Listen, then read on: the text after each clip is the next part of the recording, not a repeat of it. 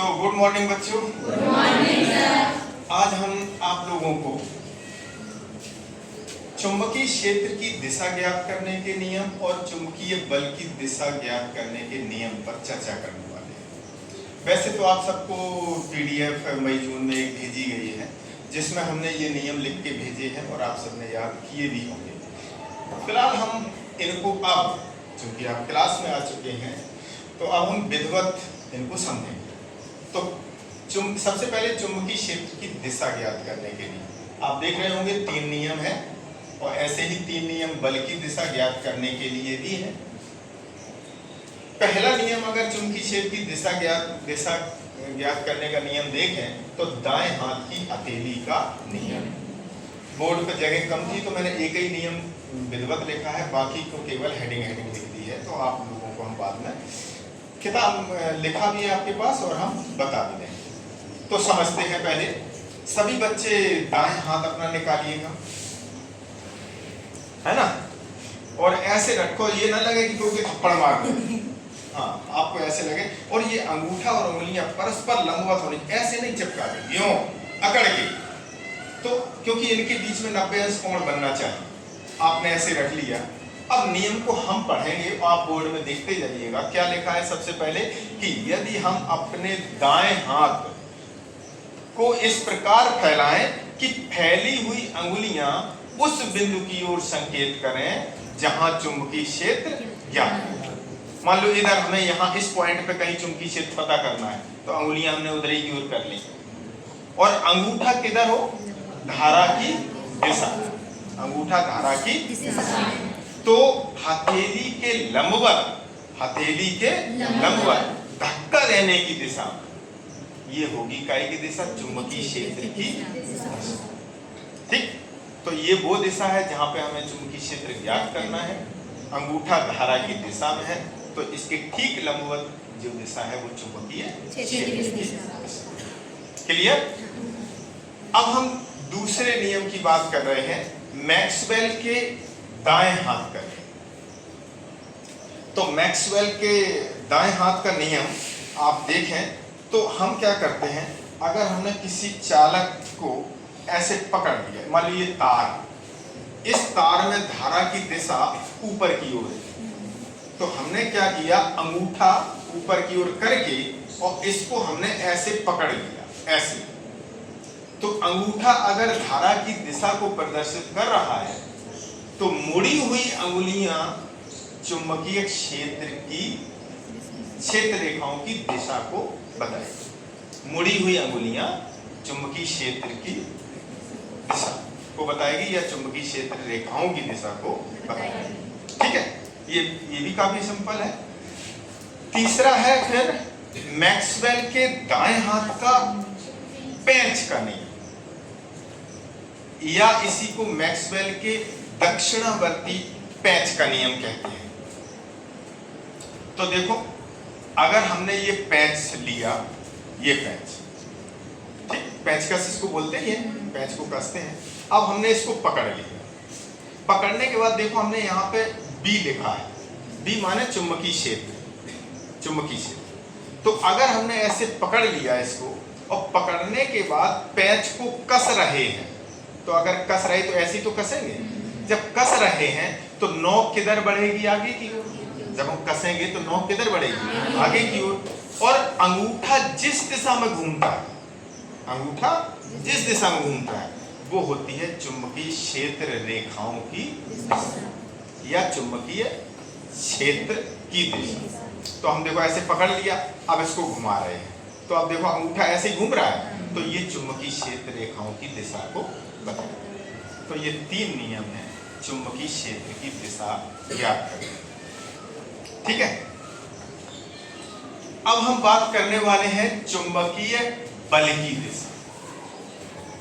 ठीक, अब उधर से ध्यान हटा के अब आप अपना ध्यान इधर लगाइएगा। ठीक है, तो इसमें हम पढ़ते जाते हैं और करते जाते हैं। वही दाएं हाथ की हथेली का नियम है, तो हम दाएं हाथ की हथेली को ऐसे फैला लेते हैं। आप सब करिएगा, दाएं हाथ की हथेली को फैला लिया और थोड़ा सा ये वीडियो कैसे कर रही, पहले ऐसे करिए, ऐसे करिए, आपको, हाँ जी, 12 शिवानी कौन? हाँ आप भाई है, धन्यवाद, बहुत बहुत धन्यवाद। देखो भाई आपका कितना ख्याल रखते हैं। तो दाएं हाथ की हथेली में आपको दायां हाथ, दाएं माने सीधा, सीधा हाथ निकाल लेना है। अब इसमें क्या लिखा है, यदि हम अपने दाएं हाथ को इस प्रकार फैलाएं कि फैली हुई अंगुलियां चुंबकीय क्षेत्र की दिशा में, ये चुंबकीय क्षेत्र की दिशा में, और अंगूठा धनात्मक आवेश की गति की दिशा, यहाँ पे आवेश शब्द है, और धनात्मक आवेश जिस दिशा में होता है धारा उस दिशा में होती है, तो एक तरीके से ये धारा की दिशा को बता रहा है। लेकिन यहाँ पे क्या लिखा है, धनात्मक आवेश की गति की दिशा में हो तो हथेली के लंबवत धक्का देने की दिशा, यही तो होगी, ये काहे की दिशा होगी, चुंबकीय बल की दिशा। तो ये चुंबकीय क्षेत्र और ये गति की दिशा, आवेश की, धनात्मक आवेश की गति की दिशा या धारा की दिशा, तो ये काहे की दिशा को बताएगी, ठीक है। दूसरा नियम, फ्लेमिंग के बाएं हाथ का, सभी लोग बायां हाथ निकालें, और बायां हाथ निकाल के ये तीनों, दो तो मोड़ लो आप बिल्कुल, और ये तीनों परस्पर लंबवत रखो अकड़ के, उंगलियों में दर्द होने लगेगा लेकिन इतना भी ना खींचें, तो तीनों को परस्पर लंबवत रखें। और लंबवत रखने के बाद, लंबवत रखने के बाद यदि पहली अंगुली, ध्यान देना, यदि पहली अंगुली चुंबकीय क्षेत्र की दिशा, ये काहे की दिशा, चुंबकीय क्षेत्र की दिशा, पहली अंगुली, और मध्यमा अंगुली धारा की दिशा, धारा की दिशा, तो अंगूठा बल की दिशा को बताएगा। ये चुंबकीय क्षेत्र की दिशा, ये धारा की दिशा, तो ये बल की दिशा। ये भी सिंपल है। तीसरा नियम, दाएं हाथ के पैच का नियम। तो हम क्या करते हैं, हम यहाँ पे एक और कागज रखा था, ये देखो, तो हमने इसको क्या किया, इसको छेद कर लिया। अब हमने क्या किया, अब आप देखेंगे यहाँ पे दो चीजें दिख रही हैं, V और B, ठीक है, V और B, और इस तरीके से, और ये कौन सा है, दाएं हाथ के पैच का। तो दाएं हाथ में और आप पैच को पकड़ लीजिएगा, और पकड़ने के बाद अगर इसको आप घुमाते हैं, देखना, अगर हम इसको घुमाते हैं, ठीक, तो V किधर बढ़ रहा है, मतलब जब UB वाली V है और जब AB वाली V है, तो V किधर बढ़ रहा है, B की ओर। तो ऐसे कस रहे तो B बढ़ रहा है B की ओर, और V क्रॉस B का गुणनफल बल के बराबर होता है, मतलब लॉरेंज बल। तो ये जो है, ये जो नॉक है, ये लॉरेंज बल की दिशा को बताती है। लॉरेंज एक साइंटिस्ट थे, तो लॉरेंज बल ना कह के आप सिर्फ बल कहिएगा, तो ये किसको बताएगा, बल की दिशा। तो ये V और ये B, अगर हम इस तरीके से घुमाते हैं, ठीक है, ऐसे, तो V क्रॉस B ये काहे को बताएगा, नॉक इसकी बताएगा बल की दिशा। ये तीन नियम है।